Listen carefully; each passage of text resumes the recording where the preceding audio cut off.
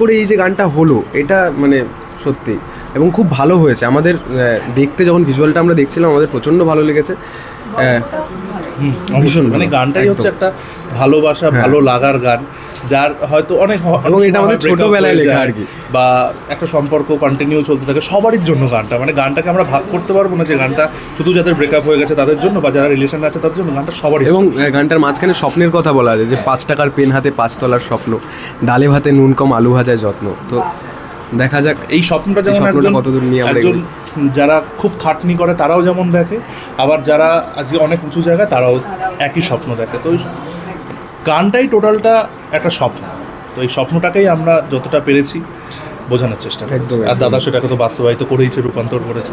আমার যেটা ভালো লাগছে যে একটা ইন্ডিপেন্ডেন্ট গান যেটা এত গ্ল্যামারাসভাবে রিলিজ হচ্ছে, এত বড়োভাবে তার প্রকাশ হচ্ছে, টিজার লঞ্চ হচ্ছে, এবং আমরা আমাদের পরিচিত এবং ভালোবাসার ফিল্ম জগতের মানুষরা এসেছেন এটাকে প্রমোট করতে। এইটা ভীষণ পজিটিভ একটা ব্যাপার যে আমাদের ফিল্ম জগতের মানুষরা ইন্ডিপেন্ডেন্ট গান এরকম করে প্রমোট করতে আসছেন। এটা ইন্ডিপেন্ডেন্ট কাজের জন্য ভীষণ একটা পজিটিভ ব্যাপার, এইটা দরকার। এই গ্রুম ইয়োর সেলফ হচ্ছে এটা পুরোপুরি গ্রুম বাই মাই সেলফ, মানে আমি এটা করি গ্রুমিংটা, এবং আমার টিমরা রয়েছে। গ্রুম ইয়োর সেলফে 8 থেকে 80 সবাইকে গ্রুম করা হয় ক্যামেরার সামনে এবং ক্যামেরার পেছনে। তো সেইভাবেই প্রশ্নটা ইনিশিয়েটিভের তরফ থেকে আমাকে জানানো হয় যে আমরা একটা ফ্রেশ ফেস আর কি খুঁজছি। তো গ্রুম ইয়োর সেলফ চলে যায় বিভিন্ন জায়গায় অডিশনে, এবং অডিশন নেওয়ার পর দীপর্ণা দাস বলে আমরা একজনকে পাই, তো তাকে নিয়ে এই প্রজেক্টটা করা হয়। আমার মন চায় শুনেই বেশ একটা রোম্যান্টিক ফিল হচ্ছে। পুরো গল্পটা কি, পুরো গানটা কি, তার জন্য তো অবভিয়াসলি প্রসঙ্গ ইনিশিয়েটিভ ইউটিউব চ্যানেলে যেতে হবে এবং মিউজিক ভিডিওটাকে দেখতে হবে, কমেন্ট করতে হবে, লাইক করতে হবে, আর সবার সাথে শেয়ার করতে হবে।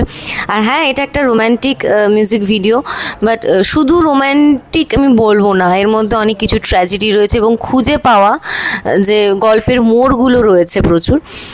তো না, আর বলবো না, বাকিটা কিন্তু ইউটিউবে গিয়ে দেখতে হবে। ছোটোবেলা থেকে এরমভাবে ইন্ডিপেন্ডেন্ট কাজ করেই বড় উঠেছি, যেটুকুনি হয়েছি সেটুকুনি।